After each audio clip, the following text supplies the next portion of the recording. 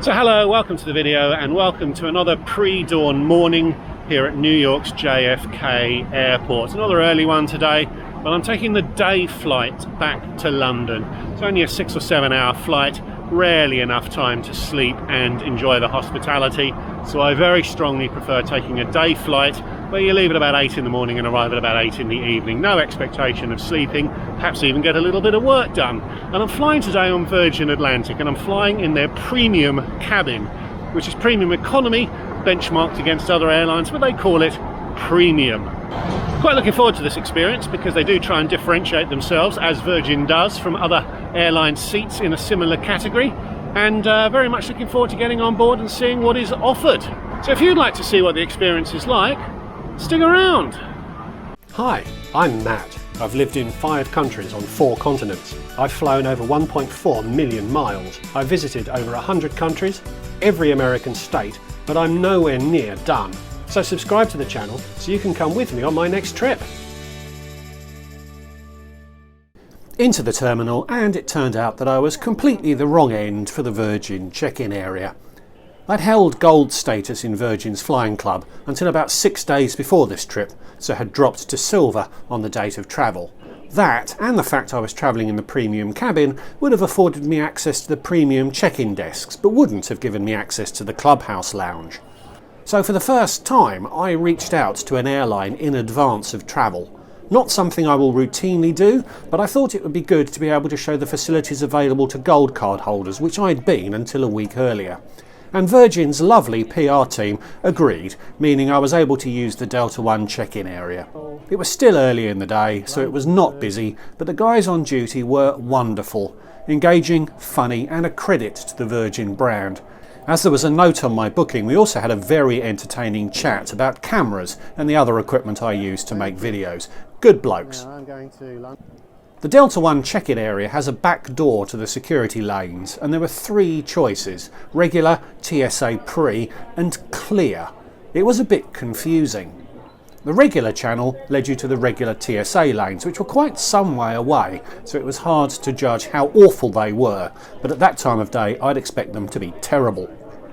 I chose TSA pre, and it was my first opportunity to do so since I had obtained global entry. Pre-clearance comes at no extra charge. There was also a lane marked clear, which I wasn't familiar with. I've since learned that this is a scheme which uses biometrics to validate identity. It's operated by a private company and works at airports as well as various other places such as sports stadiums, perhaps that's sports stadia. So instead of queuing up to have your ID checked by a TSA employee, as is still required even if you have TSA pre, you can use the clear lane to validate your identity biometrically. Then, if you have TSA pre, you can join the TSA pre security lanes. If not, you join the regular security lane.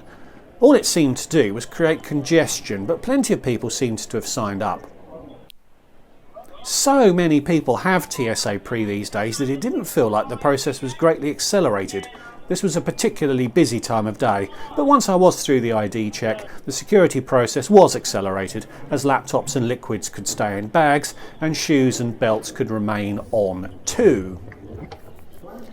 Through security, and the Virgin Clubhouse was to the left above the A gates. A very pleasant welcome, and into the lounge. Good. A central bar is straight ahead of you, but I headed round to the right to the restaurant area. The departure board showed only 7 flights departing that day, which isn't many for a lounge of this scale. I travelled just before Virgin joined SkyTeam, which would prove to be significant. Now they are part of SkyTeam, Virgin does allow top-level status holders in the various SkyTeam schemes to access their international lounges. That will radically increase patronage each day, as passengers flying on any SkyTeam flight could then access the lounge, not just those travelling on those 7 flights. Access to the London lounge, though, is still restricted. This change had not been announced when I visited, but I do know that preparatory work was underway. It has been reported that the management company operating the lounges changed when Virgin joined the alliance. This makes sense to me, as the team in the lounge that day didn't seem to have much of a clue as to what they were doing or where anything was. Which fits in with them knowing they were imminently to be unemployed, or more likely they were short-term staff brought in to bridge the gap until the contract ended. You order food and drink through an app, and I went for an Eggs Benedict with ham rather than my first choice of smoked salmon, as I was told the lounge didn't have any. And no booze. There's a New York state law which prohibits the serving of alcohol prior to 8 AM.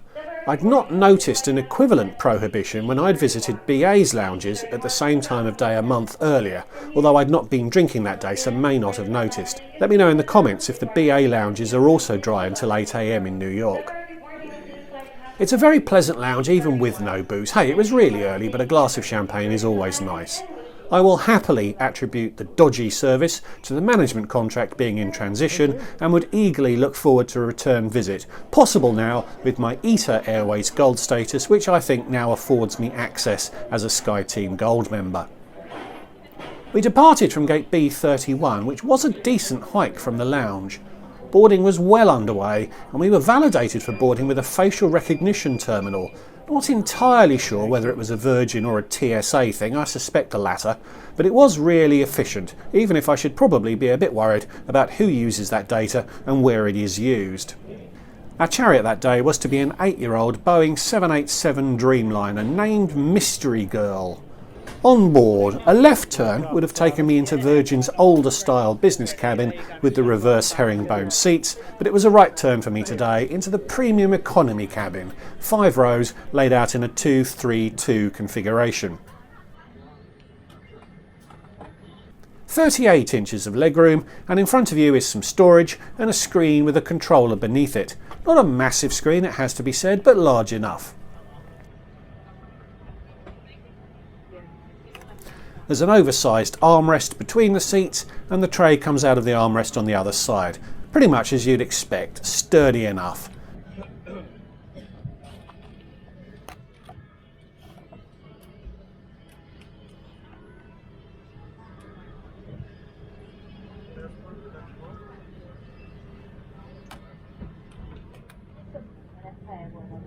And it wrestles back into the armrest with only a small whack required. And the window. It was a Dreamliner, so it has those electronic windows that are better for the energy efficiency of the airframe, but I still dislike them intensely. On the seat had been a pillow and a blanket, along with a menu and an amenity kit. Basic, but this was the premium economy cabin, so it had what you needed. You'd expect Virgin to attempt to be creative with their safety video, and they were. A feature of the premium service is advertised as being the chance to have a glass of sparkling wine as a pre-departure beverage. That seemed to also have fallen foul of the 8 AM New York State curfew, although we didn't push off stand until 8:30 or so. Not a big deal by any means, but no explanation was given for the lack of the advertised bubbles. The usual annoyingly long taxi around the airport, but we were quickly up into a grim New York morning.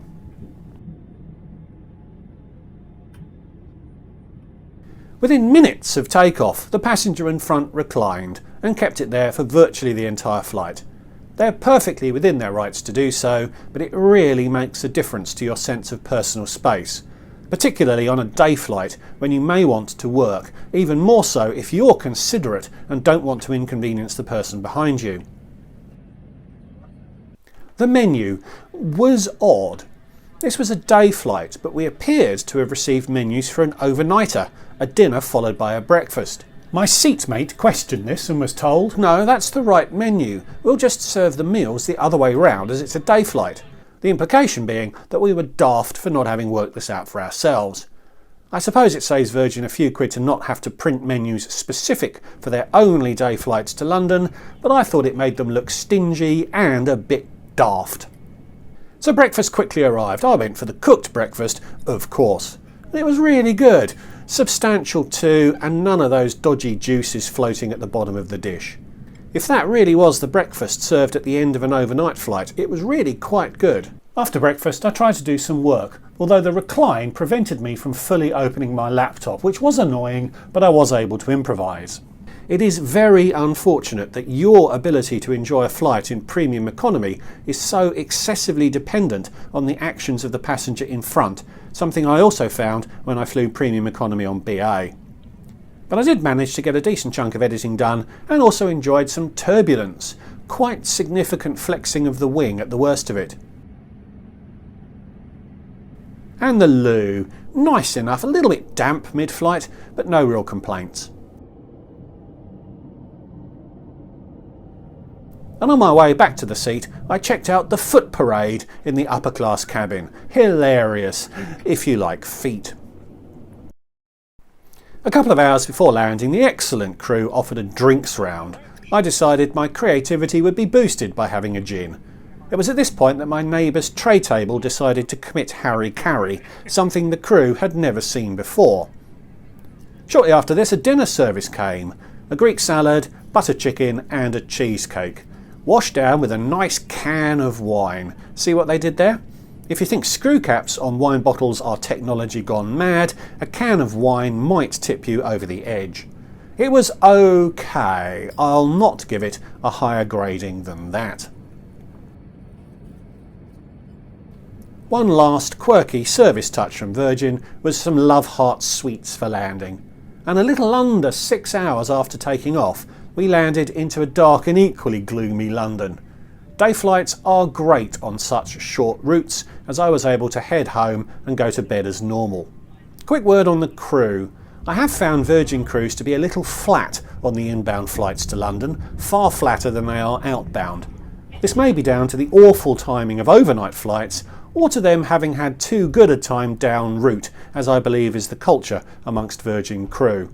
But the crew on this flight were really good, friendly and quirky to the right degree, not so much quirk that it gets annoying.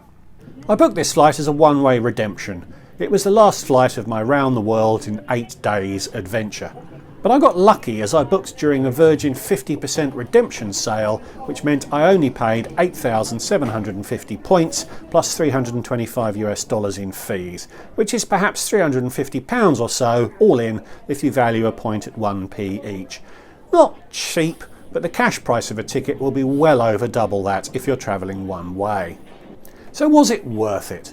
I looked at one-way pricing for that flight for a random date. Premium costs 80% more than economy, but was 40% the cost of upper class. I lost the Recline lottery on this flight, but the legroom was still good and I was still able to work. If the passenger in front stays upright, there is a good amount of personal space, and regardless of the recline, the shoulder separation from your neighbour is far better than you'd get up the back. The food was really good and is reportedly elevated from the economy offering. And you do get some ground benefits, such as use of the premium check-in counters. But is all of that worth 80% more than the basic economy fare? I'd say possibly, not certainly, or even probably, but definitely possibly. I will say one thing though, if you can get a premium seat cheaper by redeeming points, then an economy seat can be had by paying in cash, which I reckon is the case even when you're not getting the 50% discount. Choosing to fly the premium cabin is a complete no-brainer. So thanks for watching, I hope you enjoyed it. Please give this video a like if you did, and please leave me a comment. Have you tried a premium economy route like this? Please subscribe if you're new, and if you'd like to support what I'm doing more directly, there is a Patreon account, the link to which is in the description below. So thanks again for watching, and I'll see you all in the next one. Goodbye.